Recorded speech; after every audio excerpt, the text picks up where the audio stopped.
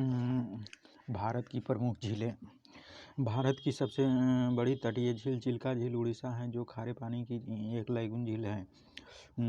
यहाँ नौसेना का प्रशिक्षण केंद्र भी है। वर्षा ऋतु में चिल्का झील दया और भार्गवी नदी का जल प्राप्त होता है, उनसे जल प्राप्त होता है। इस झील की लंबाई 65 किलोमीटर है तथा चौड़ाई 8 से 20 मीटर है, गहराई 2 मीटर है। भारत में सबसे अधिक खारे पानी की झील सांभर झील, क्षेत्रफल 230 किलोमीटर स्क्वायर, राजस्थान में। भारत में सबसे बड़ी मीठे पानी की झील बुलर झील, जम्मू कश्मीर। तुलबुल परियोजना इसी पर स्थित है। भारत की सबसे बड़ी कृत्रिम झील गोविंद बल्लभ पंत सागर है, जो रिहंद नदी पर बनाए गए हैं। पहाड़ियों से घिरे अभिकेंद्रीय बड़ा अफवाह वाले विस्तृत समतल गर्त को बाल्सन कहते हैं। झील और संबंधित राज्य: डल झील जम्मू कश्मीर, बुलर झील जम्मू कश्मीर, बैरीनाग झील जम्मू कश्मीर, मानस झील जम्मू कश्मीर, राजसमंद झील राजस्थान, पिछौला झील राजस्थान, सामर झील राजस्थान, सातताल झील उत्तराखंड, नैनीताल झील उत्तराखंड, राकस्थाल झील उत्तराखंड, ताल उत्तराखंड, हुसैन सागर झील आंध्र प्रदेश, पुलकट झील तमिलनाडु और आंध्र प्रदेश, लोकटा झील मणिपुर, नागिन झील जम्मू कश्मीर, शेषनाग झील जम्मू कश्मीर, अनंतनाग झील जम्मू कश्मीर, लूनर कर्नरसर झील राजस्थान, जयसमंद झील राजस्थान, फतेह सागर झील राजस्थान, डिंडवाना झील राजस्थान, देवताल झील उत्तराखंड, नखुचिया ताल उत्तराखंड, खुरताल उत्तराखंड, कुलेरू झील आंध्र प्रदेश, चिल्का झील उड़ीसा, लोनार झील महाराष्ट्र, वेवनाथ झील केरल, अष्टमुदी झील केरल, पेरियार झील केरल। चौरस सतह तथा अनप्रवाहित द्रोणी वाली छोटी झीलों को प्लाया कहते हैं। इसमें वर्षा का पानी जमा होता है, परंतु जल्दी ही भाप बनकर उड़ जाता है। अधिक नमक वाली प्लाया को सेलिनास कहते हैं। प्लाया को अरब रेगिस्तान में खवारी और ममलाहा और सहारा में सीट कहते हैं। सांभर एवं डिडवाना थार मरुस्थल के पूर्वी सिरे पर खारे पानी की झील है। सांभर झील बाल्सन तथा डिडवाना झील प्लाया का उदाहरण है। भारत में सबसे अधिक ऊंचाई स्थित झील चोलामू झील है, जो सिक्किम में है। तीस्ता झील का उद्गम स्थल यहीं से होता है। महाराष्ट्र में बुलढाना झील, जो लोनार झील है, ज्वालामुखी उद्गार से बना झील है। उकाई गुजरात में ताप्ती नदी में मानव निर्मित झील, ताप्ती नदी पर मानव निर्मित झील। राणा प्रताप सागर और जवाहर सागर राजस्थान में, गांधी सागर मध्य प्रदेश, चंबल नदी पर नागार्जुन सागर नालकोंडा जिला तेलंगाना और गुंटूर जिला आंध्र प्रदेश। कृष्णा नदी पर निजाम सागर तेलंगाना, मंजारा नदी पर, तुंगभद्रा नदी पर मानव निर्मित झील है। लोकटा झील मणिपुर में पूर्वोत्तर भारत की मीठे पानी की सबसे बड़ी झील है। केमुल लामजाओ नाम का तैरता हुआ राष्ट्रीय पार्क है। हुसैन सागर झील हैदराबाद एवं सिकंदराबाद के मध्य स्थित है। पश्चिम तट पर स्थित वेम्बनाड झील एक लैगून झील है। इसी झील में वेलिंगटन द्वीप है, जहां पर राष्ट्रीय नौकायान प्रतियोगिता होती है। भारत का सबसे छोटा राष्ट्रीय राजमार्ग NH-47A वेलिंगटन द्वीप पर है। पूर्वी तट पर स्थित पुलकट झील भारत की दूसरी सबसे बड़ी लैगून झील है। इसका 84% भाग आंध्र प्रदेश में तथा 16% भाग तमिलनाडु में पड़ता है। बेरियार टापू, जिसका नाम श्रीहरिकोटा है, इसे बंगाल की खाड़ी से अलग करता है। श्रीहरिकोटा द्वीप सतीश धवन उपग्रह प्रक्षेपण केंद्र है। पुलकट झील का जल मुख्य अरानी और कलांजी और स्वर्णमुख नदियां हैं। पुलकट झील बर्गिंघम नगर पुलकट झील के पश्चिमी हिस्से में है। पुलकट झील आंध्र प्रदेश के नौगौर जिले में स्थित 1976 ईस्वी में तमिलनाडु के तिरुवल्लुर जिला वाले हिस्से से 1980 में एक पक्षी अभयारण्य स्थापित किया गया था। भारत में प्रमुख जल प्रपात जोग या गरसोपा, शरावती नदी पर एन्ना, नर्मदा नदी शिव समुद्रम, कावेरी, गोकर जल पर गोकर में पैकारा, नीलगिरी क्षेत्र में चुलिया, चंबल नदी पर पुनासा, चंबल नदी पर बिहार, टोस नदी पर धुआंधार, नर्मदा नदी हुंडरू, स्वर्ण रेखा नदी पर।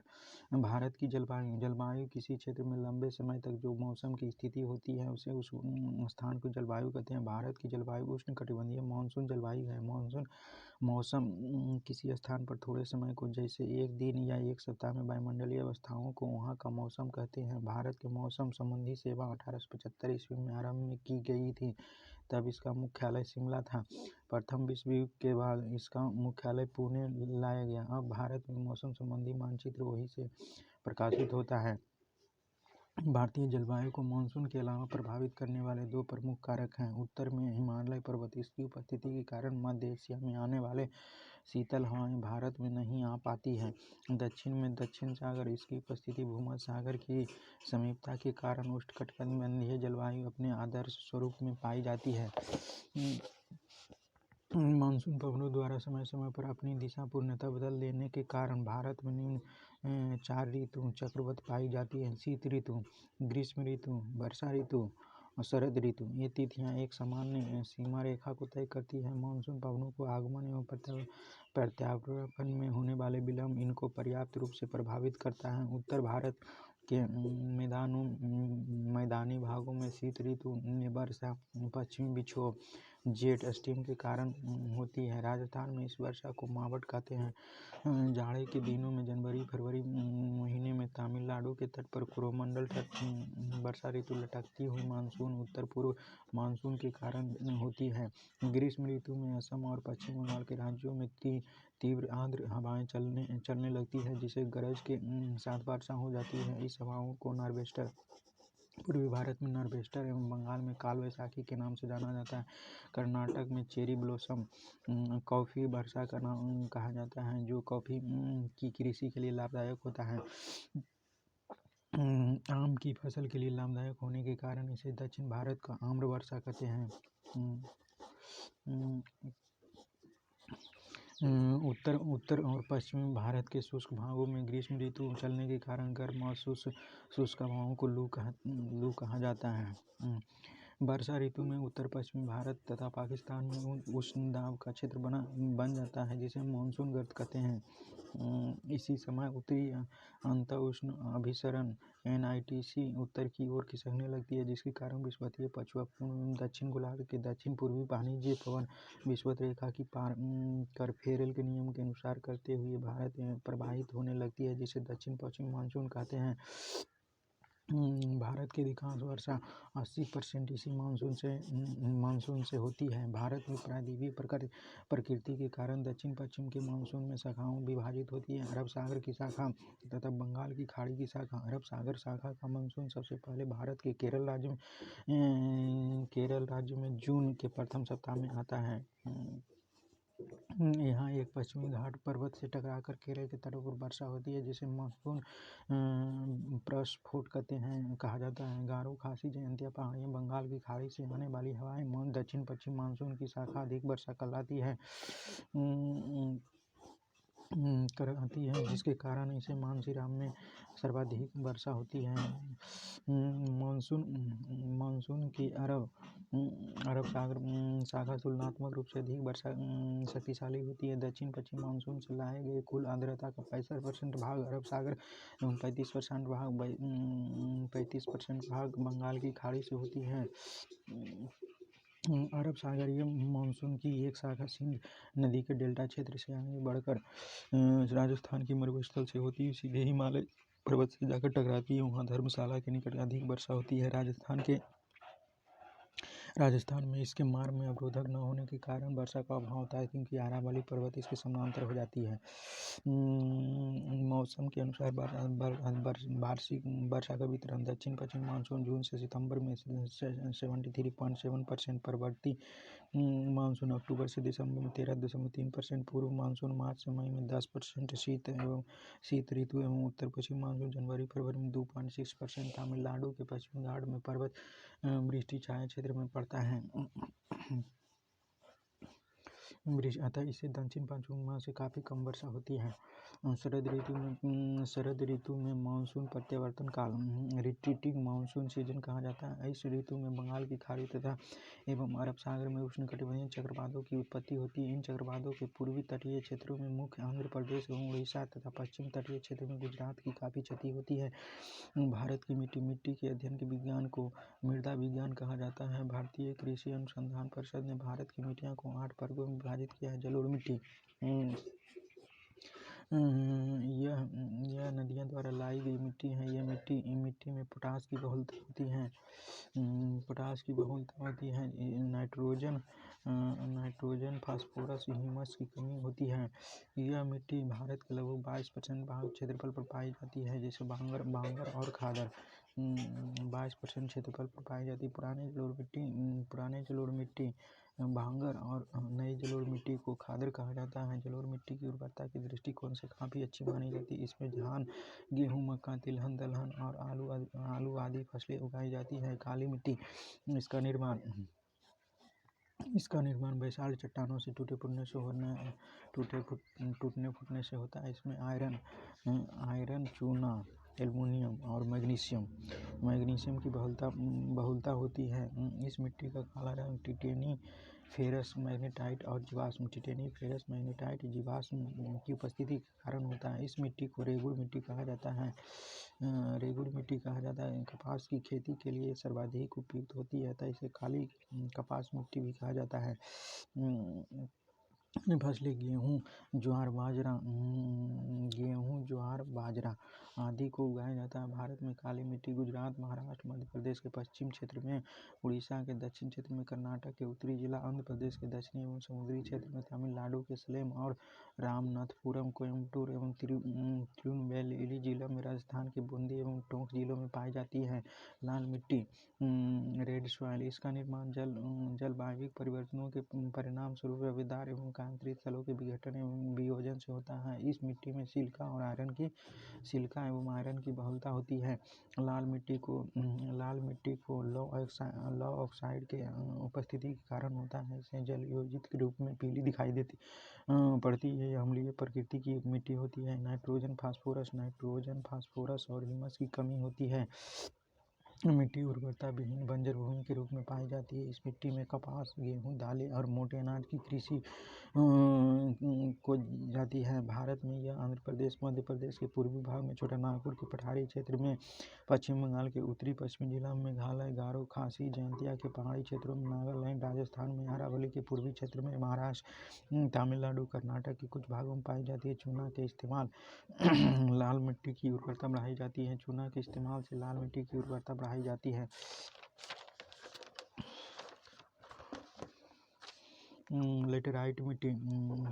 लेटेराइट मिट्टी, इसका निर्माण मानसून जलवायु की आर्द्रता एवं शुष्क क्रमिक परिवर्तन के परिणाम स्वरूप उत्पन्न विशिष्ट परिस्थितियों में आयरन और सिलिका की बहुलता होती है। शैलों के टूट-फूट से निर्मित होने वाली इस मिट्टी को गहरी लाल लेटेराइट, सफ़ेद लेटेराइट, भूमिगत जलवायु लेटेराइट के रूप में वर्गीकृत किया जाता है। गहरी लाल लेटेराइट में लौ ऑक्साइड, पोटाश की बहुलता होती है। इसकी उर्वरता कम होती है। निचले भाग में कुछ खेती की जाती है। सफ़ेद लेटेराइट की उर्वरता सबसे कम होती है। कायोलिन के कारण इसका रंग सफ़ेद होता है। भूमिगत जलवायु लेटेराइट की काफ़ी उपजाऊ होती है, क्योंकि वर्षा काल में लौ ऑक्साइड जल के साथ घुलकर नीचे चले जाते हैं। लेटेराइट मिट्टी चाय, इलायची और काजू की खेती के लिए उपयुक्त होता है, सर्वाधिक उपयुक्त होती है। देश में मृदा अपरदन के दुष्परिणामों पर नियंत्रण हेतु 1953 में केंद्रीय मृदा संरक्षण बोर्ड का गठन किया गया। मरुस्थल की समस्या का अध्ययन करने के लिए जोधपुर में स्थापना की गई। भारत की कृषि भारत की कुल क्षेत्रफल का 51% भाग तथा 51% भाग कृषि तथा 4% भाग भूभाग पर चारागाह, 21% भाग पर वन और 24% भूभाग पर बंजर और बिना उपयोग की है। कृषि राज्य का विषय जिसका उल्लेख संविधान के 7वीं में अनुसूची के प्रविष्टि 14 में की गई है। भारतीय कृषि आयोग (NFC) ने 4 अक्टूबर 2006 को सिफारिश प्रस्तुत की कृषि राज्य सूची से हटाकर समवर्ती सूची में लाए जाएं। भारत के अंतरिम मंत्रिमंडल 1946 ईस्वी में एक स्वतंत्र भारत के पहले मंत्रिमंडल 1947 ईस्वी में कृषि एवं खाद्य मंत्री डॉक्टर राजेंद्र प्रसाद को बनाया गया। देश के कुल श्रम शक्ति का लगभग 48.9% भाग कृषि एवं इससे संबंधित उद्योग धंधों में अपनी आजीविका चलाता है। 2013 से 14 में भारत के सकल घरेलू उत्पाद में कृषि का योगदान 13.9% है। भारत में खदान में अतिरिक्त आने वाले कुल क्षेत्र का 47% भाग चावल की खेती की जाती है। भारत में मुख्य खाद्य फसल चावल है। भारत विश्व का 21.7% चावल उत्पादन करता है। सीरीकल्चर, रेशम कीट पालन, एपीकल्चर, मधुमक्खी पालन, फिशिकल्चर, मत्स्य पालन, फ्लोरिकल्चर, फूलों का अध्ययन, विटीकल्चर, अंगूर की खेती, वर्मीकल्चर, केचुआ, पोमोकल्चर, फलों का उत्पादन, ओलोरीकल्चर, सब्जी का उत्पादन, हॉर्टिकल्चर, बागवानी, एरोपोनिक, हवा में पौधे को उगाना, हाइड्रोपोनिक्स, जल में पौधों को उगाना, मृदा रहित। विश्व में गेहूं उत्पादन में चीन के बाद भारत का दूसरा स्थान है। भारत विश्व का 12% गेहूं उत्पादन करता है। देश की कुल कृषि योग्य भूमि का लगभग 14% भाग कृषि की खेती की जाती है। देश में गेहूं के उत्पादन में उत्तर प्रदेश का प्रथम स्थान, जबकि प्रति हेक्टेयर उत्पादन पंजाब का स्थान प्रथम है। हरित क्रांति का सबसे अधिक प्रभाव गेहूं एवं चावल की कृषि पर पड़ा, परंतु चावल की तुलना में गेहूं का उत्पादन अधिक वृद्धि हुई। मैक्सिको एवं फिलीपींस में क्रमशः गेहूं एवं चावल की अधिक उत्पादकता किस्में विकसित होती है। विकसित की गई हरित क्रांति खदान उत्पादन, श्वेत क्रांति दूध उत्पादन, नीली क्रांति मत्स्य, भूरी क्रांति उर्वरक, रजत क्रांति अंडा, पीली क्रांति तिलहन, कृष्ण क्रांति बायोडीजल, लाल क्रांति टमाटर और मांस, गुलाबी क्रांति झींगा मछली, बादामी मसाला, सुनहरी क्रांति फल उत्पादन, अमृत क्रांति नदी जोड़ो परियोजना। भारत में हरित क्रांति लाने का श्रेय डॉक्टर M.S. स्वामीनाथन को जाता है। भारत में हरित क्रांति की शुरुआत 1967 से 68 ईस्वी में हुई थी। प्रथम हरित क्रांति के बाद 1983-84 में द्वितीय हरित क्रांति की शुरुआत, जिसमें अधिक उत्पादन, अनाज उत्पादन, निवेश एवं कृषकों को दी जाने वाली सेवाओं का विस्तार है। तिलहन प्रौद्योगिकी मिशन की स्थापना 1986 ईस्वी में हुई थी। भारत उर्वरक उत्पादन एवं उपभोग में विश्व के तीसरे स्थान पर है, जबकि चीन और अमेरिका पहले और दूसरे स्थान पर है।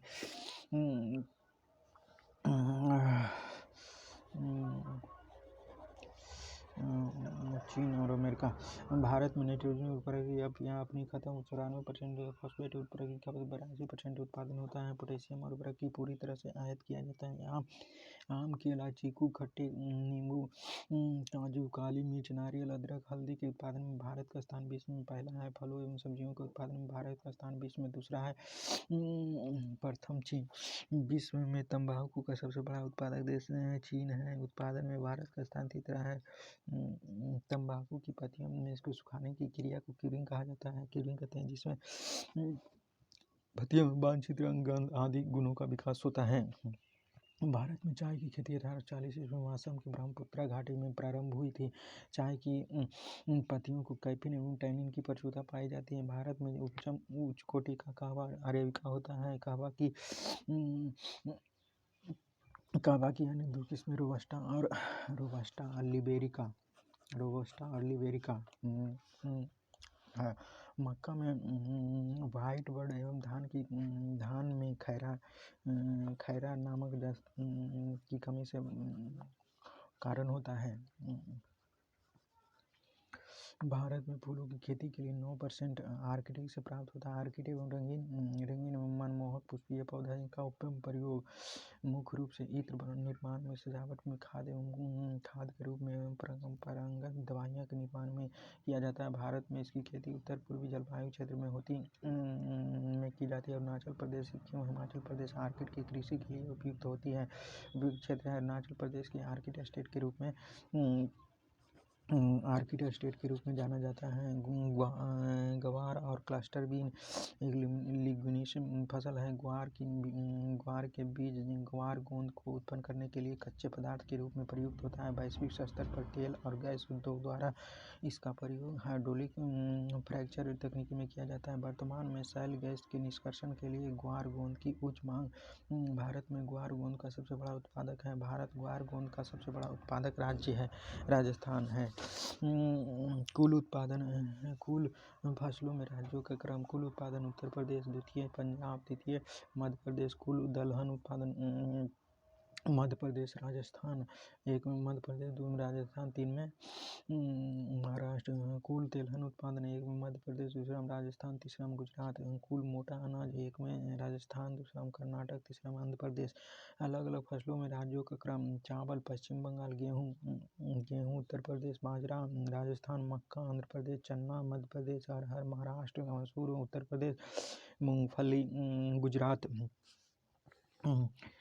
सरसों राजस्थान, सोयाबीन मध्य प्रदेश, सोयाबीन सूरजमुखी कर्नाटक, कपास गुजरात, जूट पश्चिम बंगाल, आलू उत्तर प्रदेश, प्याज महाराष्ट्र, गन्ना उत्तर प्रदेश, कर्नाटक सुपारी का सबसे बड़ा उत्पादक राज्य है। कुल उत्पादन का 40% है। अरहर को लाल चना तथा पिजन पी के नाम से जाना जाता है। लंबे रेशे वाली अमेरिका कपास को देश के उत्तरी पश्चिमी भाग में नरमा कहा जाता है। कपास पर फूल आने के समय आकाश बादल रहित होना चाहिए। अन्न भंडारण करते समय दानों में नमी 10% से नीचे नहीं होनी चाहिए, अन्यथा कीट प्रकोप का भय रहता है। दलहन फसलों के उत्पादन हेतु कोबाल्ट का आवश्यक तत्व है। फसलों के आधार पर फसलों का वर्गीकरण। रबी फसल अक्टूबर नवंबर में बोई जाती है और मार्च अप्रैल में काट ली जाती है। इसकी मुख्य फसलें गेहूँ, जौ, चना, मटर, सरसों, आलू, राई, अलसी आदि। खरीफ फसल यह जून जुलाई में बोई जाती है और नवंबर दिसंबर में काट ली जाती है। उसका मुख्य फसल धान, गन्ना, तिलहन, बाजरा, मक्का, अरहर, कपास, मूंगफली, मंडुआ, तेल, सोयाबीन आदि। गर्मा फसल यह मई जून में बोई जाती है और जुलाई अगस्त में काट ली जाती है। इसकी मुख्य फसलें राई, मक्का, ज्वार और जूट, मड़ुआ। प्रमुख फसलों का जन्म स्थान। धान भारत एवं इंडोनेशिया में, मक्का मध्य अमेरिका में, गेहूँ मध्य एशिया में, तंबाकू दक्षिणी अमेरिका में, रबड़ दक्षिणी अमेरिका में, ब्राज़ील, उड़द भारत में, मसूर चीन में, अमरूद अमेरिका में, टमाटर मैक्सिको में, बाजरा अफ्रीका में। इसका भारत में सिंचाई के तीन स्थानों में विभाजित किया गया है। बृहद सिंचाई, मध्यम सिंचाई परियोजना, लघु सिंचाई परियोजना। बृहद सिंचाई परियोजना के अंतर्गत वे परियोजना सम्मिलित हैं जिसका अंतर्गत 10,000 हेक्टेयर से अधिक कृषि का योग्य भूमि हो। मध्यम सिंचाई परियोजना के अंतर्गत वे परियोजना सम्मिलित हैं जिसमें 2,000 से 10,000 हेक्टेयर कृषि योग्य भूमि हो। लघु सिंचाई परियोजना में सम्मिलित की जाती है जिसके अंतर्गत 2,000 हेक्टेयर से कम कृषि योग्य भूमि हो। वर्तमान समय में भारत में कुल संचित क्षेत्र का 37% बड़ी एवं मध्यम सिंचाई परियोजना के अधीन तथा 63% छोटी सिंचाई परियोजना के अधीन है। विश्व में सर्वाधिक सिंचित क्षेत्र चीन में 21% तथा भारत में 20.2% है। सिंचाई साधन और सिंचित भाग। कुआं नलकूप से 55.9%, नहर 31.4%, तालाब 6.1%, अन्य स्रोत 6.6%। भारत में शुद्ध बोए गए 1,360 लाख हेक्टेयर के लगभग 33% भाग पर सिंचाई की सुविधा उपलब्ध है। वर्तमान समय में कुआं नलकूप भारत में सिंचाई का प्रमुख साधन है। देश में सर्वाधिक नलकूप एवं पंप सेट तमिलनाडु में पाए जाते हैं। तमिलनाडु है तो महाराष्ट्र में दूसरा स्थान। केवल नलकूपों से सर्वाधिक सघनता उत्तर प्रदेश में है। प्रायद्वीपीय भारत में सिंचाई का प्रमुख साधन तालाब है। तालाब का सर्वाधिक सिंचाई तमिलनाडु राज्य में है। दमन गंगा सिंचाई परियोजना दमन गंगा नदी पर कार्यरत है। इस परियोजना के तहत बना जलाशय गुजरात के बालसड़ जिले में स्थित है। यह गुजरात, दादर एवं नागर हवेली की संयुक्त परियोजना है। दमन गंगा नदी महाराष्ट्र एवं गुजरात के बहते हुए अरब सागर से गिरती है। अरब सागर से गिरती है। गिरना सिंचाई परियोजना महाराष्ट्र के नासिक जिले से गिरना नदी पर स्थापित करती है। गिरना परियोजना महाराष्ट्र के नासिक जिले में गिरना नदी पर स्थापित की जाती है। पंबा सिंचाई परियोजना केरल में पंबा नदी पर स्थित है। टिहरी पनबिजली कॉम्प्लेक्स उत्तराखंड के टिहरी, असम में भागीरथी एवं भिलंगाना नदी पर स्थित है। भिलंगाना नदी पर टिहरी यहाँ सिंचाई, जल प्रतिदिन एवं जल विद्युत का उत्पादन किया जाता है। राष्ट्रीय जल संभर परियोजना की क्रियान्वयन कृषि मंत्रालय द्वारा किया जाता है। भारत सरकार में 1983 में भारत राष्ट्रीय जल संसाधन परिषद का गठन किया गया। प्रधानमंत्री इसके अध्यक्ष एवं केंद्रीय जल संसाधन मंत्री इसके उपाध्यक्ष हैं। जल संसाधन राज्य मंत्री संबंध केंद्रीय मंत्री, राज्य मंत्री, सभी राज्यों के मुख्यमंत्री एवं संघ शासित प्रदेशों के राज्यपाल इसके सदस्य हैं। जल संसाधन मंत्रालय के सचिव इस परिषद का सचिव होता है। भारत के खनिज संसाधन भारत में खनिजों के सर्वेक्षण, पूर्वेक्षण, अन्वेषण के कार्य जियोलॉजिकल सर्वे ऑफ इंडिया मुख्यालय कोलकाता, भारतीय खान ब्यूरो नागपुर, तेल एवं प्राकृतिक गैस आयोग मुख्यालय देहरादून, खनिज अन्वेषण निगम मुख्यालय नागपुर, राष्ट्रीय खनिज विकास निगम मुख्यालय हैदराबाद, राष्ट्रीय एल्युमिनियम लिमिटेड एवं विभिन्न राज्यों के खदान एवं भू विज्ञान विभाग करते हैं।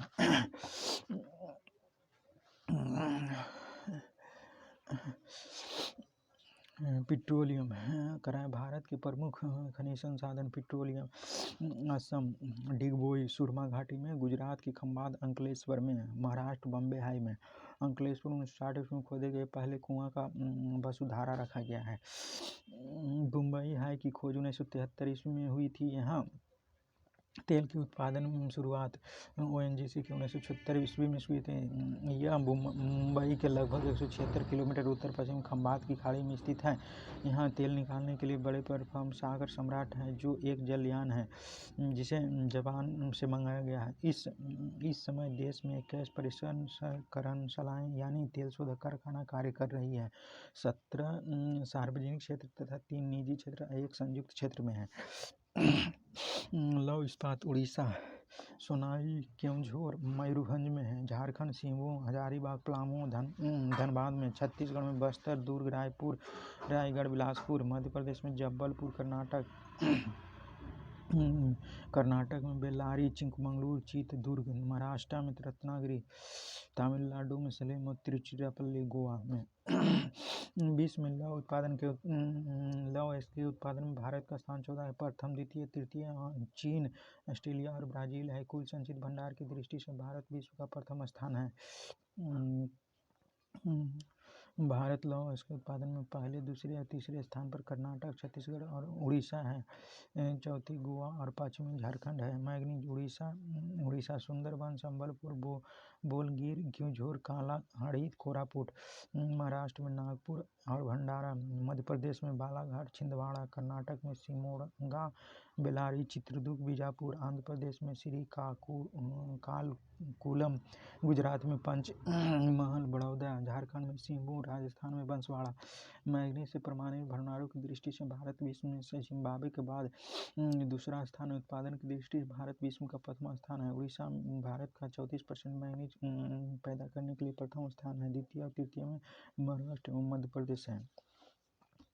कोयला झारखंड, पश्चिम बंगाल, छत्तीसगढ़, असम, महाराष्ट्र, मेघालय, जम्मू कश्मीर, नागालैंड, अरुणाचल प्रदेश। एंथ्रासाइट सबसे उच्चतम कोयला माना जाता है। कोयले का उद्योग की रोटी तथा काला सोना भी कहा जाता है। तांबा झारखंड, राजस्थान, महाराष्ट्र में कोल्हापुर। कर्नाटक में चित्रदुर्ग, हासन, रायचूर। मध्य प्रदेश में बालाघाट। आंध्र प्रदेश अग्निकुंडल। भारत में तांबा के उत्पादन में प्रथम 3 राज्य क्रमशः मध्य प्रदेश, राजस्थान, झारखंड। राजस्थान के जवार खान में जस्ती के साथ साथ तांबा भी निकाला जाता है। बॉक्साइट उड़ीसा, झारखंड में कोडरमा, हजारीबाग, बिहार में गया, मुंगेर, महाराष्ट्र में नागपुर, भंडारा, रत्नागिरी, राजस्थान में अजमेर और शाहपुर, आंध्र प्रदेश में नेल्लोर। भारत के बॉक्साइट में आत्मनिर्भर भारत में बॉक्साइट का उत्पादन सबसे अधिक उड़ीसा में 42% होता है। दूसरा स्थान गुजरात और तीसरा स्थान झारखंड है। अब्रक आंध्र प्रदेश, नेल्लोर जिला में, झारखंड पलामू, उत्तर गुजरात, मध्य प्रदेश कटनी, बालाघाट, जबलपुर, छत्तीसगढ़ में बिलासपुर, राजस्थान। वर्तमान में आंध्र प्रदेश भारत का 72% भाग से भी अधिक उर्वरक पैदा करता है। उत्पादन में दूसरा स्थान राजस्थान है। सोना, कर्नाटक कोलार एवं हड्डी की खान है। आंध्र प्रदेश रामगिरी खान, अनंतपुर, तेलंगाना में वारंगल, तमिलनाडु के नीलगिरी एवं सलेम, झारखंड में हीरा बुदनी खान सिंहभू है। देश के कुल स्वर्ण उत्पादन का 98% भाग अकेले कर्नाटक राज्य के प्रांत में होता है। दूसरा आंध्र प्रदेश, हीरा मध्य प्रदेश, मंझगांव खान और पन्ना जिला में है। जस्ता राजस्थान, उदयपुर उड़ीसा, जम्मू कश्मीर उत्पादन में द्वितीय है। राजस्थान में उत्पादन में जवार खान जस्ता उत्पादन के लिए प्रसिद्ध है। यूरेनियम झारखंड, रांची, हजारीबाग, सिंहभूम में झारखंड प्रथम स्थान पर है। मैग्नेजाइट उत्तराखंड, राजस्थान, तमिलनाडु, आंध्र प्रदेश इसका सर्वाधिक भंडार 68% उत्तराखंड में है। चांदी राजस्थान के जवाहर में, कर्नाटक चित्रदुर्ग, बेल्लारी में, आंध्र प्रदेश कुडप्पा, गुंटूर में, झारखंड संथाल परगना सिंहभूम में। चांदी उत्पादन में राजस्थान प्रथम स्थान पर है। थोरियम राजस्थान पाली और भीलवाड़ा में विश्व का सबसे बड़ा थोरियम निर्माता देश भारत है। क्रोमाइट झारखंड और उड़ीसा में, इसके उत्पादन में उड़ीसा प्रथम स्थान पर है। टंगस्टन राजस्थान, तमिलनाडु और कर्नाटक इसके भंडारा देगाना राजस्थान में है। सीसा झारखंड और राजस्थान में, लिग्नाइट तमिलनाडु और राजस्थान में इसका सर्वाधिक भंडार तमिलनाडु में है। टीन छत्तीसगढ़ इसका छत्तीसगढ़ के बस्तर जिले में है। भारत में शीर्ष पाँच खनिज उत्पादन राज्य हैं क्रमशः उड़ीसा, राजस्थान, आंध्र प्रदेश, छत्तीसगढ़ एवं झारखंड है। अपरिष्कृत पेट्रोलियम टर्सरी युग के अपसादी शैलों से प्राप्त होता है। व्यवस्थित ढंग से अन्वेषण एवं उत्पादन 1956 में तेल एवं प्राकृतिक गैस आयोग की स्थापना के बाद भारत में प्रारंभ हुआ। भारत में शैल गैस के संसाधन के लिए कैम्बे बेसिन और कृष्णा गोदावरी बेसिन, कावेरी बेसिन तथा विंध्याचल बेसिन में पाए जाते हैं। भारत में उद्योग लोहा इस्पात उद्योग, आयरन एंड स्टील इंडस्ट्री। देश के पहला लोहा एवं इस्पात उद्योग कारखाना 1874 में बराकर नदी की घाटी कुल्टी, आसनसोल, पश्चिम बंगाल नामक स्थान पर बंगाल आयरन वर्क्स BIW के रूप में स्थापित किया गया था। बाद में कंपनी फंड के अभाव के कारण बंद कर दिया गया। इसे बंगाल सरकार ने अधिग्रहण कर लिया है। इसका नाम बराकर आयरन वर्क्स रखा गया है। देश में सबसे पहला बड़े पैमाने पर कारखाना 1937 में तत्कालीन बिहार के राज्य के स्वर्णरेखा नदी की घाटी पर सांची नामक स्थान पर जमशेदजी टाटा द्वारा स्थापित किया गया। स्वतंत्रता के पूर्व स्थापित लौह इस्पात कारखाना भारतीय लौह इस्पात कंपनी। इसकी स्थापना 1918 ईस्वी में पश्चिम बंगाल के दामोदर नदी घाटी में हीरापुर, बाद में इसे बनपुर कहा गया है, नाम के स्थान पर की गई है। यहाँ 1922 ईस्वी में उत्पादन शुरू हुआ। आगे चलकर कुल्टी, बनपुर, हीरापुर इसी संयंत्रों में इसमें मिला लिया गया। Mysore iron and steel works 1923 ईस्वी में मैसूर राज्य वर्तमान कर्नाटक भद्रावती नामक स्थान पर स्थापित की गई है। इसका वर्तमान नाम Visvesvaraya iron and steel company limited है। स्टील कॉर्पोरेशन ऑफ बंगाल, इसकी स्थापना 1933 में बनपुर पश्चिम बंगाल में की गई। बाद में 1953 ईस्वी में भारतीय लौह इस्पात कंपनी में मिला लिया। राजस्थान स्वतंत्रता के पश्चात स्थापित लौह इस्पात कारखाना। दूसरी पंचवर्षीय योजना काल में 1956 से 61 में स्थापित कारखाना भिलाई इस्पात संयंत्र। इसकी स्थापना 1955 ईस्वी में तत्कालीन मध्य प्रदेश के भिलाई दुर्ग जिला अब छत्तीसगढ़ राज्य में पूर्व सोवियत संघ की सहायता से की गई। 1959 ईस्वी में इसमें उत्पादन प्रारंभ हो गया। हिंदुस्तान स्टील लिमिटेड राउरकेला, इसकी स्थापना 1959 ईस्वी में उड़ीसा के राउरकेला नामक स्थान पर पश्चिमी जर्मनी की सहायता से की गई। हिंदुस्तान स्टील लिमिटेड दुर्गापुर, इसकी स्थापना 1956 ईस्वी में पश्चिम बंगाल के दुर्गापुर नामक स्थान पर ब्रिटेन की सहायता से की गई। 1962 ईस्वी में उत्पादन प्रारंभ हो गया। तृतीय पंचवर्षीय योजना काल में स्थापित कारखाना बोकारो स्टील प्लांट, इसकी स्थापना 1964 में तत्कालीन बिहार राज्य अब झारखंड बोकारो में नामक स्थान पर पूर्व सोवियत संघ की सहायता से की गई थी। चौथी पंचवर्षीय योजना के स्थापित कारखाना सलेम इस्पात सलेम तमिलनाडु में, विशाखापत्तनम आंध्र प्रदेश, विजयनगर, हारपेट बेल्लारी जिला कर्नाटक में। स्टील अथॉरिटी इंडिया लिमिटेड ने 24 जनवरी 1973 ईस्वी को 2000 करोड़ की पूंजी के साथ भारत इस्पात प्राधिकरण, steel authority of India, Bhilai, Durgapur, Bokaro, Rourkela, Burnpur, Salem, Visvesvaraya लौह इस्पात कारखाना को एक साथ मिलकर संचालन करने की जिम्मेदारी दी गई। वर्ष 2014 में भारत चीन, जापान और यूएसए के बाद विश्व का चौथा सबसे बड़ा इस्पात उत्पादक देश है। सस्पेंज आयरन उत्पादन के लिए भारत विश्व में प्रथम स्थान है। भारत पहला तटवर्ती इस्पात कारखाना विशाखापत्तनम आंध्र प्रदेश में लगाया गया है।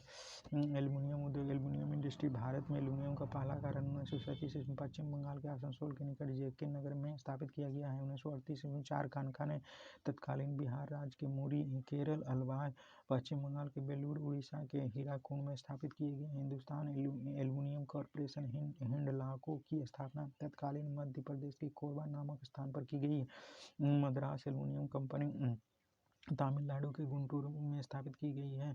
भारत के प्रमुख एल्यूमीनियम कंपनी और सहायक कुछ प्रमुख केंद्र: बाल्को सोवियत संघ, कोरबा एवं कोयना में, नाल्को फ्रांस, दामनजोड़ी उड़ीसा में, हिंडाल्को यूएसए में, रेणुकूट उत्तर प्रदेश में, इंडाल्को कनाडा, जेके नगर मुरी अलबाय में, माल्को इटली में, चेन्नई मेंटूर सलेम में, वेदांता जर्मनी झारसुगुडा में।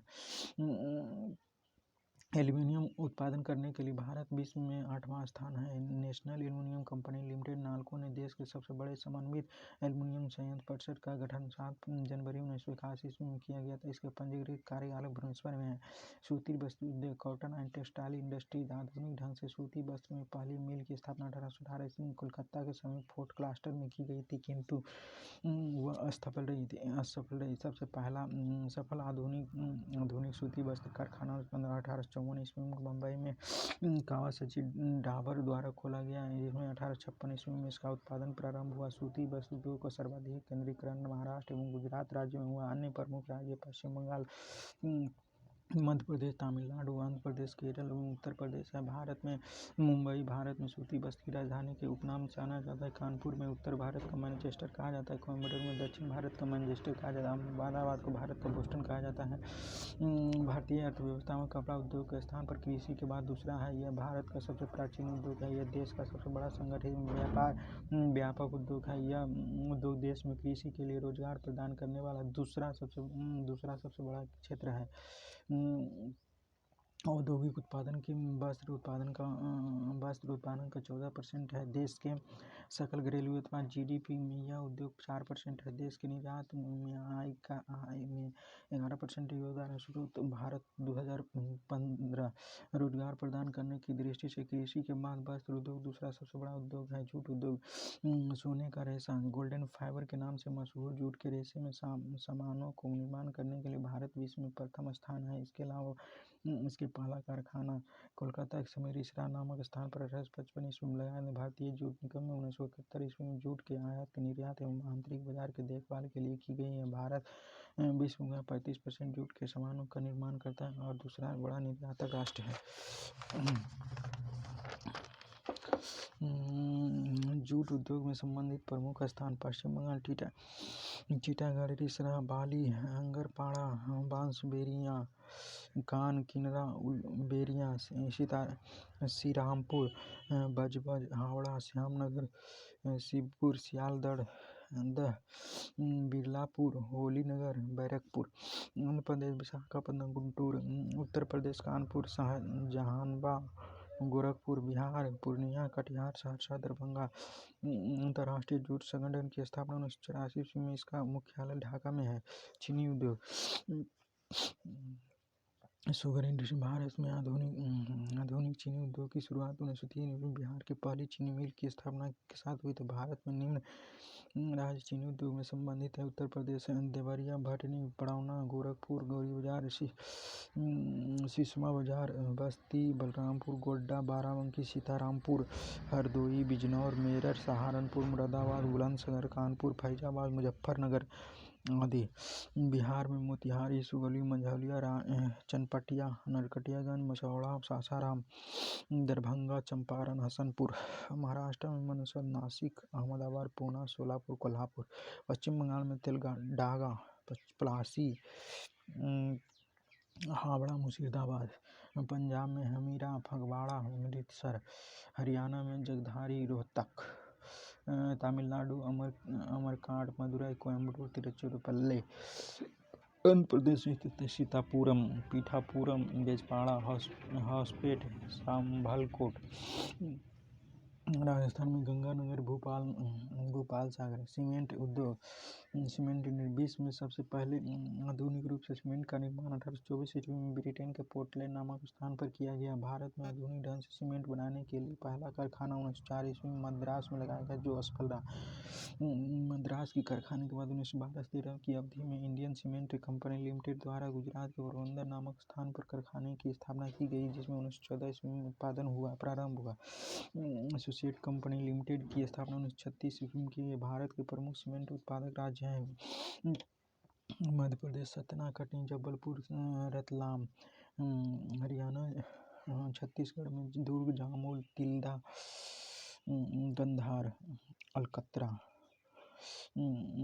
झारखंड में जपला, खिलाड़ी, कल्याणपुर, सिंदरी, झिकपानी। आंध्र प्रदेश में कृष्णा, विजयवाड़ा, मंचेलिया, मछेरिया, पन्ना। कर्नाटक, तमिलनाडु, गुजरात, हरियाणा, उड़ीसा, उत्तर प्रदेश, केरल, पंजाब, राजस्थान। कागज उद्योग। Paper factory. कागज का पहला कारखाना 1879 ईस्वी में लखनऊ में लगाया गया। मध्य प्रदेश में नेपानगर में अखबारी कागज एवं मुर्शिदाबाद में नोट छापने का एक सरकारी कारखाना है।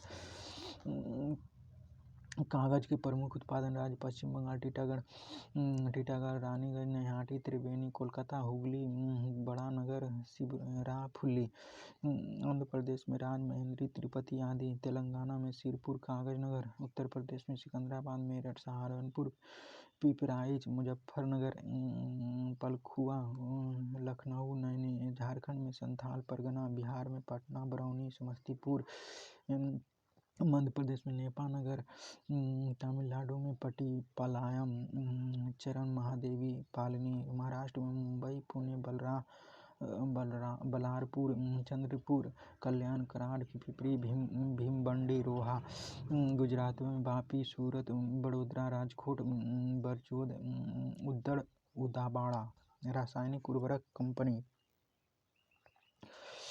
उद्योग। ऐतिहासिक रूप से में सुपर फास्फेट उर्वरक पहला कारखाना 1924 में तमिलनाडु के रानीपेट नामक स्थान पर स्थापित किया गया। 1944 ईस्वी में कर्नाटक के बेलेगुला नामक स्थान पर मैसूर के केमिकल एंड फर्टिलाइजर के नाम से अमोनिया उर्वरक की कारखाना लगाया गया। 1947 में अमोनियम सल्फेट का पहला कारखाना केरल के अल्वाई नामक स्थान पर खोला गया। भारतीय उर्वरक निगम की स्थापना 1991 ईस्वी में, जिसके तहत एशिया का सबसे बड़ा उर्वरक संयंत्र सिंदरी में स्थापित किया गया। भारत पोटाश उर्वरक के लिए पूरी तरह से आयात पर निर्भर है। भारत में नाइट्रोजन उर्वरक की खपत सबसे अधिक। भारत सरकार कृषि में नीम आरोपित यूरिया का उपयोग को बढ़ावा दे रही है, क्योंकि नीम लेप मृदा में यूरिया को घुलने की दर धीमा कर देता है। भारत में प्रति हेक्टेयर उर्वरक खपत में प्रथम स्थान पंजाब का है। तीसरा आंध्र प्रदेश और हरियाणा का है। कोक आधारित उर्वरक इकाइयाँ तालचेर, उड़ीसा, रामगुंडम, आंध्र प्रदेश, कोरबा, छत्तीसगढ़ में स्थापित है। भारत के प्रमुख रासायनिक उर्वरक उत्पादक राज्य उत्तर प्रदेश में कानपुर, गोरखपुर, इलाहाबाद। महाराष्ट्र में मुंबई, ट्रामे, अंबरनाथ और लोनी। पश्चिम बंगाल में बर्नपुर, हल्दिया, रिसरा और खारदा।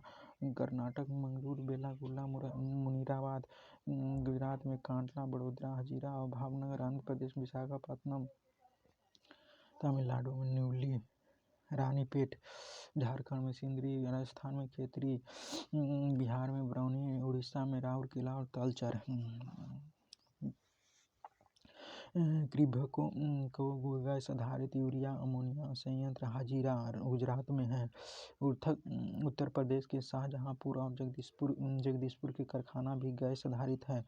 जलयान निर्माण उद्योग। भारत में जलयान निर्माण का प्रथम कारखाना 1941 ईस्वी में सिंधिया स्टीम नेविगेशन कंपनी द्वारा विशाखापत्तनम में स्थापित किया गया। 1952 ईस्वी में भारत सरकार द्वारा इसका अधिग्रहण करके हिंदुस्तान शिपयार्ड को विशाखापत्तनम द्वारा नाम दिया गया।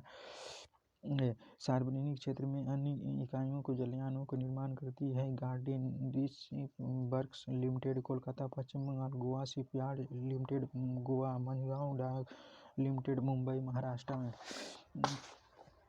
वायुयान निर्माण उद्योग। भारत में वायुयान निर्माण का प्रथम कारखाना 1940 ईस्वी में बेंगलुरु में हिंदुस्तान एयरक्राफ्ट कंपनी के नाम से स्थापित किया गया। अब इसे हिंदुस्तान एरोनॉटिक्स लिमिटेड के नाम से जाना जाता है। आज बेंगलुरु में इसकी 5 इकाइयाँ तथा कोरापुट में कोरबा, नासिक और बैरकपुर, लखनऊ, हैदराबाद, कानपुर में एक इकाइयाँ वायुयान का निर्माण करने में संलग्न है। मोटर गाड़ी उद्योग को विकास उद्योग के नाम से जाना जाता है। इस उद्योग से संबंधित प्रमुख इकाइयाँ Hindustan motor Kolkata, premium automobile limited Mumbai, Ashok Leyland Chennai में, Tata engineering and locomotive company Jamshedpur में, Mahindra and Mahindra limited Pune, Maruti Udyog limited Gurgaon Haryana में, सनराइज इंडस्ट्री बेंगलुरु में। दवा निर्माण उद्योग प्रमुख स्थान मुंबई, दिल्ली, कानपुर, हरिद्वार, ऋषिकेश, अहमदाबाद, पुणे, पिंपरी, मथुरा, हैदराबाद आदि में। शीशा उद्योग। भारत में शीशा उद्योग का केंद्रीय रेल की सुविधा वाले स्थानों पर देखने को मिलता है। इस उद्योग का विकास मुख्य रूप से पश्चिम बंगाल, उत्तर प्रदेश एवं महाराष्ट्र एवं तमिलनाडु राज्य में स्थित है। फिरोजाबाद सिकोहाबाद भारत के शीशा उद्योग के लिए महत्वपूर्ण केंद्र है। शीशा उद्योग के महत्वपूर्ण केंद्र पश्चिम बंगाल, झारखंड, महाराष्ट्र, गुजरात, बिहार में पटना और कहलगांव, राजस्थान, उत्तर प्रदेश। अन्य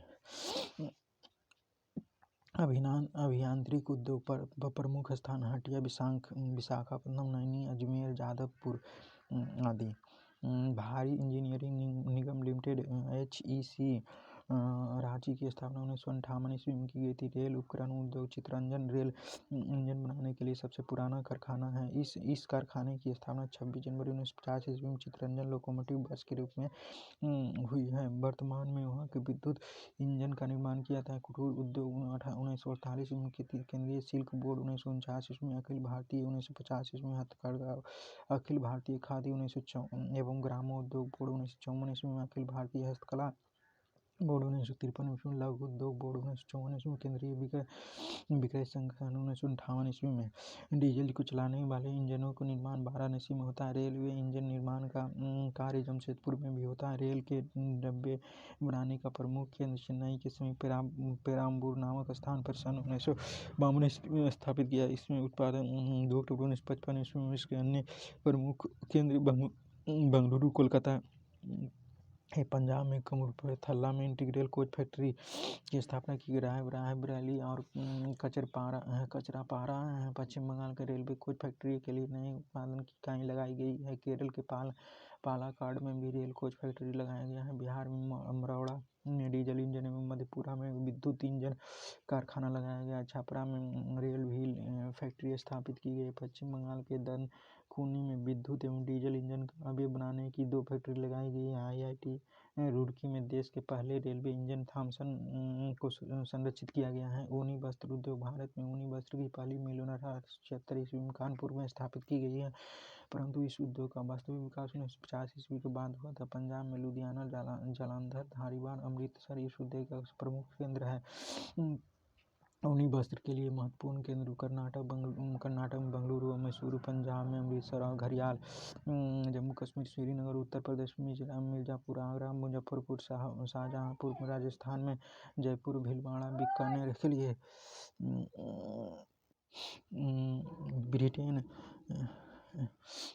ब्रिटेन, USA, कनाडा, जर्मनी आदि में बने हुए हैं। नायक को चीरू, तिब्बतू एंटीलोप विलुप्त प्राय जीव है, जिसका शिकार शहतूत नामक उसके ऊन के लिए होता है, जो वजन में हल्का अत्यधिक गर्म होता है। बिजली के सामान भोपाल, हरिद्वार, रामचंद्रपुर, हैदराबाद, तिरुचिरापल्ली एवं कोलकाता बिजली के सामान बनाने के महत्वपूर्ण केंद्र हैं। टेलीफोन उद्योग बेंगलुरु एवं रूपनारायणनगर टेलीविजन उद्योग के लिए महत्वपूर्ण केंद्र है। रेशम उद्योग भारत का एक ऐसा देश है जहाँ सरसों, एरी, तसर और मूंगा आदि सभी 4 किस्मों के रेशम के उत्पादन होता है। मूंगा रेशम उत्पादन में भारत का एकाधिकार प्राप्त है।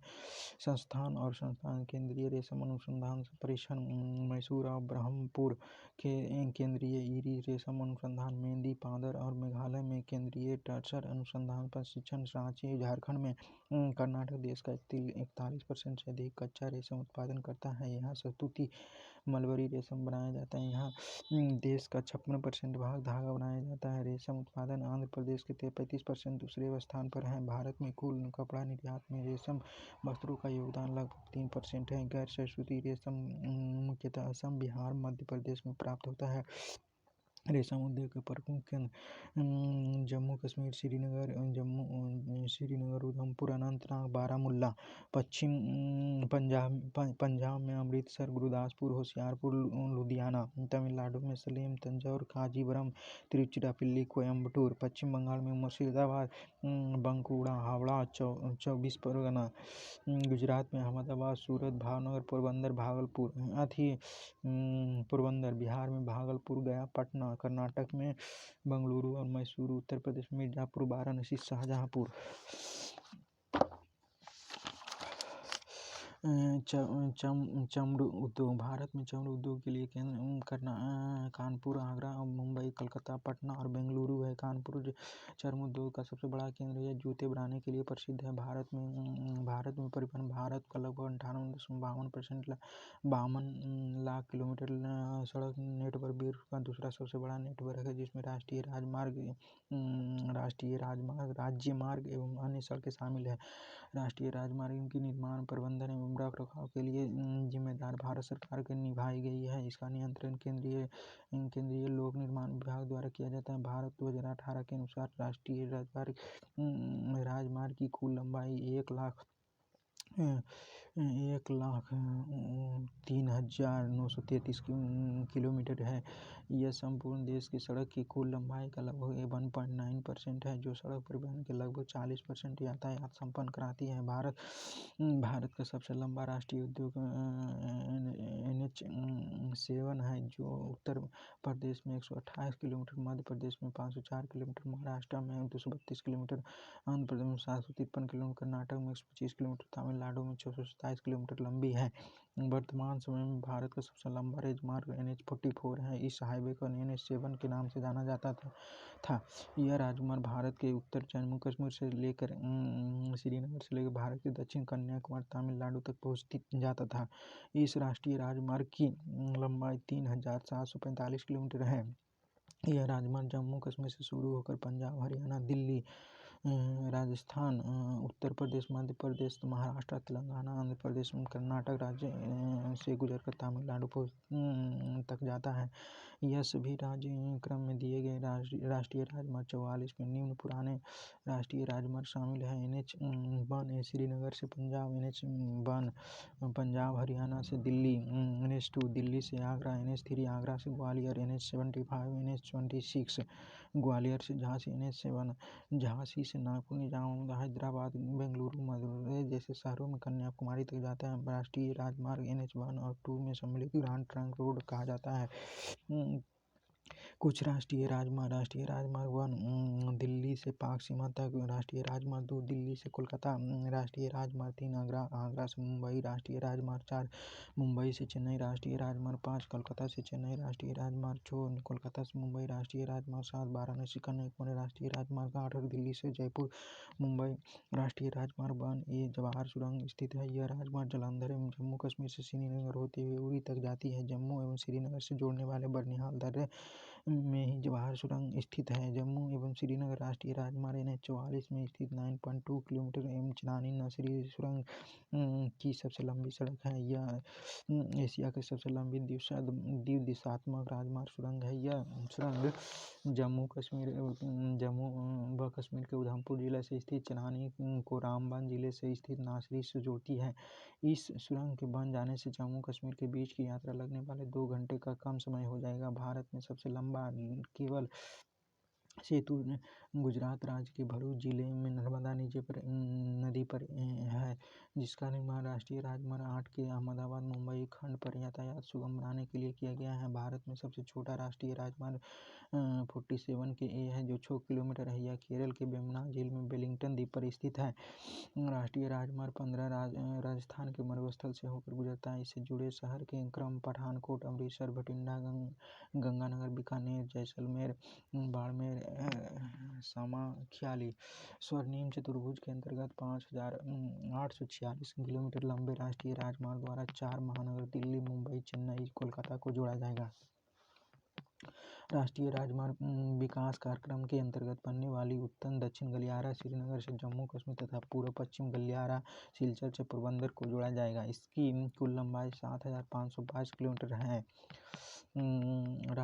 राज्य मार्ग इसका निर्माण एवं रखरखाव की जिम्मेदारी राज्य सरकार को दी जाती है। राज्यों के राजमार्ग की लंबाई वर्तमान में 1,42,687 किलोमीटर है।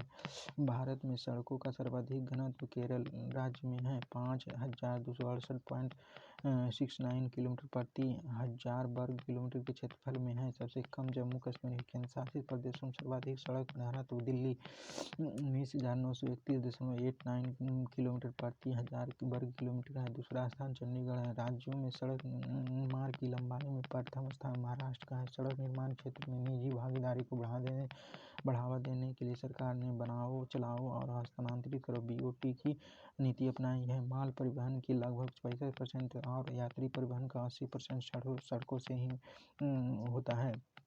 प्रधानमंत्री ग्राम सड़क योजना के अंतर्गत 5,000 की आबादी वाले सभी गांवों को 12मासी सड़कों को जोड़ना है। विश्व में सबसे ऊंचा तथा सड़क मार्ग लेह श्रीनगर मार्ग है, जो काराकोरम दर्रे को पार करता है। यह ऊंचाई 3,450 मीटर है। 2006 में राष्ट्रीय राजमार्ग बंडी घोषित किया गया है। भारत में सड़क जाल राष्ट्रीय राजमार्ग 1,03,933 किलोमीटर है। कुल लंबाई 1.9%। राज्यों के मार्ग 1,61,487 मीटर 2.95% है। अन्य सड़कें 52,07,044 किलोमीटर है, 95.15% है। सीमावर्ती सड़कों के निर्माण के प्रबंधन सीमा सड़क विकास बोर्ड के द्वारा किया गया था। सीमा सड़क संगठन की स्थापना 1960 ईस्वी में की गई। अपने गठन के समय लेकर मार्च 2001 तक संगठन 29,139 किलोमीटर लंबी सड़कों का निर्माण तथा 34,306 किलोमीटर लंबी सड़कों को पक्का कराने का कार्य पूरा किया गया। यह संगठन कुल मिलाकर 17,435 किलो लंबी सड़कों का रखरखाव करता है। एशिया का सबसे बड़ा रोपवे रज्जू मार्ग गढ़वाल से जोशीमठ एवं मौलिस को जोड़ता है, जिसकी लंबाई 500 मीटर है। रेल परिवहन भारतीय रेल एशिया का सबसे बड़ा तथा विश्व का तीसरी सबसे बड़ी रेल व्यवस्था है। भारत में सर्वप्रथम रेल की व्यवस्था की शुरुआत अप्रैल 1918 में मुंबई से थाने 34 किलोमीटर के बीच प्रारंभ हुए थे। देश में 3 प्रकार की रेल लाइनें हैं। पटरी बड़ी लाइन 1.676 मीटर है, metre gauge 1 metre, narrow gauge 0.610 metre है। विश्व की सबसे लंबी रेलगाड़ी 1825 ईस्वी में स्टॉकटन और डार्लिंगटन के बीच चली थी। इसके बाद 1830 में लिवरपूल और मैनचेस्टर के आपस में रेल मार्ग जोड़ दिया गया। भारत में रेलवे बोर्ड की स्थापना मार्च 1905 ईस्वी में की गई। रेल वित्त वर्ष 1924 से 25 ईस्वी में एटवर्थ कमेटी की सिफारिश पर सामान्य राजस्व को अलग किया गया। भारतीय रेल का राष्ट्रीयकरण 1950 ईस्वी में हुआ था। 2017 में रेल बजट की केंद्रीय बजट से मिला दिया गया है। भारतीय रेल प्रशासन प्रबंध की जिम्मेदारी रेलवे बोर्ड पर है। रेलवे के 17 मंडलों जो पहले 9 था बांटा गया है। प्रत्येक मंडल का प्रधान महाप्रबंधक होता है। भारत के रेल मंडल और उसके मुख्यालय उत्तर रेलवे नई दिल्ली, दक्षिण रेलवे चेन्नई, मध्य रेलवे मुंबई, दक्षिण पश्चिम रेलवे कोलकाता, उत्तर पूर्वी सी रेलवे मालेगांव, उत्तर मध्य रेलवे इलाहाबाद, दक्षिण पश्चिम रेलवे हुबली, पूर्व तट रेलवे भुवनेश्वर, पश्चिम रेलवे चर्चगेट मुंबई, पूर्वी रेलवे कोलकाता, दक्षिण पश्चिम रेलवे सिकंदराबाद, पूर्वोत्तर रेलवे गोरखपुर, पूर्व मध्य रेलवे गाजीपुर पश्चिम मध्य रेलवे जबलपुर, उत्तर पश्चिम रेलवे जयपुर, दक्षिण पूर्व रेलवे बिलासपुर, कोलकाता मेट्रो कोलकाता। देश में सबसे लंबी दूरी तय करने वाली रेलगाड़ी विवेक एक्सप्रेस नवंबर 2011 में जो डिब्रूगढ़ से कन्याकुमारी तमिलनाडु तक जाती है। इस दौरान 42,286 किलोमीटर की दूरी तय करता है। इसके पूर्व में हिमसागर एक्सप्रेस जो जम्मू तवी से कन्याकुमारी 3,726 किलोमीटर जाती है। सबसे लंबी दूरी तय करने वाली रेलगाड़ी है नई दिल्ली के हजरत निजामुद्दीन एवं आगरा के कैंट स्टेशन के बीच 5 अप्रैल 2016 से चलाई गई गतिमान एक्सप्रेस देश में सर्वाधिक गति से चलने वाली रेलगाड़ी है। ये दोनों स्टेशनों के बीच दूरी 100 मिनट की दूरी तय करने के लिए 160 किलोमीटर प्रति घंटा की स्पीड से की तक गति करता है। इस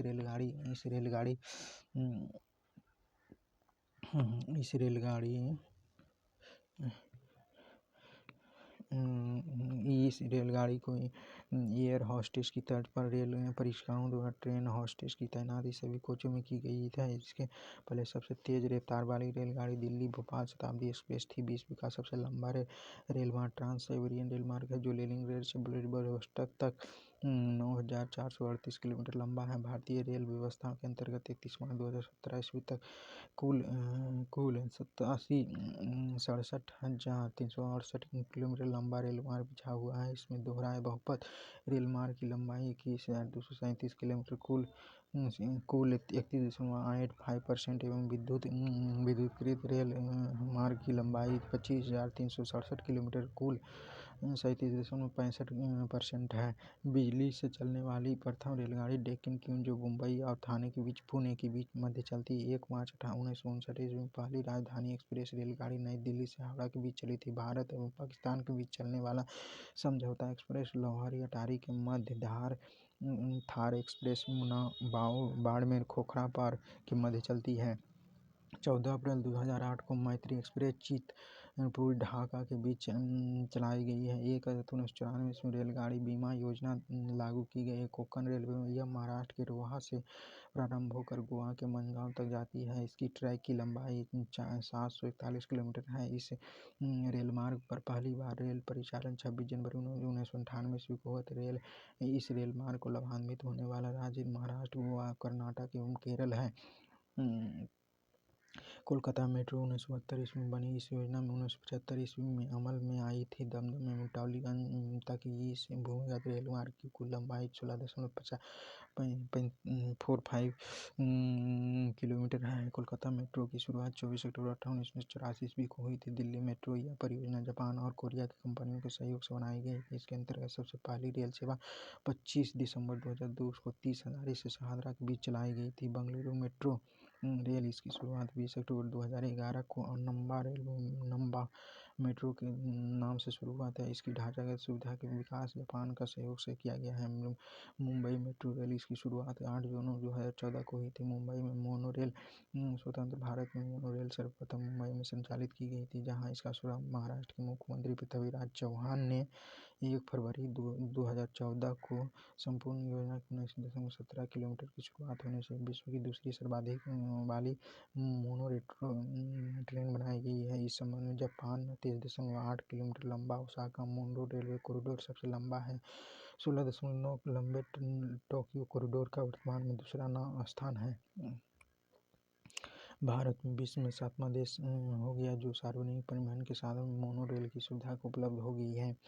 जयपुर, चेन्नई, लखनऊ में भी मेट्रो रेल की सेवा शुरू की गई है। चंडीगढ़, भोपाल, गुवाहाटी, पुणे आदि शहरों में भी मेट्रो रेल निर्माणाधीन है। विश्व की पहली मेट्रो रेल लंबी लंदन में चली थी, जिसकी शुरुआत 10 मई 1963 ईस्वी को हुई थी। यह विश्व की दूसरी सबसे लंबी मेट्रो ट्रेन है, जिसकी लंबाई 402 किलोमीटर है। चीन की शंघाई मेट्रो विश्व की सबसे लंबी मेट्रो है, इसकी लंबाई 434 किलोमीटर है। रेल इंजन निर्माण के लिए चित्तरंजन वाराणसी भोपाल में स्थित कारखाना भोपाल में स्थित है।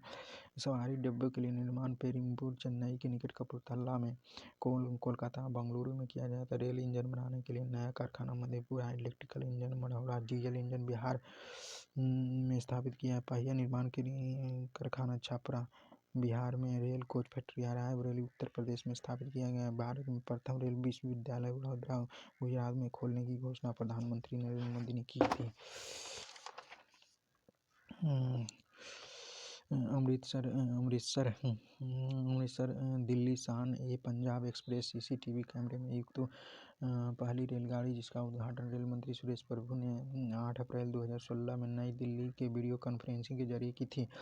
नई दिल्ली हवाई राजधानी एक्सप्रेस बाईपास सुविधा वाली भारत की पहली रेलगाड़ी है। गरीबों की लंबी दूरी की यात्रा सुगम बनाने के लिए अनारक्षित कोचों वाली देश की पहली अंत्योदय एक्सप्रेस रेलगाड़ी केरल के एर्नाकुलम से हावड़ा के बीच चलाई जाएगी। 27 फरवरी 2017 को अगरतला खौरा से रेलवे मार्ग पूरा हो जाने से कोलकाता से अगरतला के बीच रेलगाड़ी की दूरी 1650 किलोमीटर की 560 किलोमीटर रखी जाएगी। इस अंतराल रेल मार्ग के अधिकांश भाग बांग्लादेश में है। यूनेस्को द्वारा भारत के 4 भारतीय रेल मार्ग को विश्व विरासत सूची में शामिल किया गया। Darjeeling Himalaya railway, toy train Chhatrapati Shivaji terminal, Nilgiri mountain railway, blue mountain कालका शिमला रेलवे टॉय ट्रेन। भारतीय रेलवे द्वारा 5 अगस्त 2016 को प्रथम बार रेल गति गीत प्यार भारतीय रेल से अपनाया गया है। 3 मिनट के इस गीत को सत्य प्रकाश ने लिखा था। श्रवण की संगीत निर्देशन में उदित नारायण और कविता कृष्णमूर्ति ने गाया।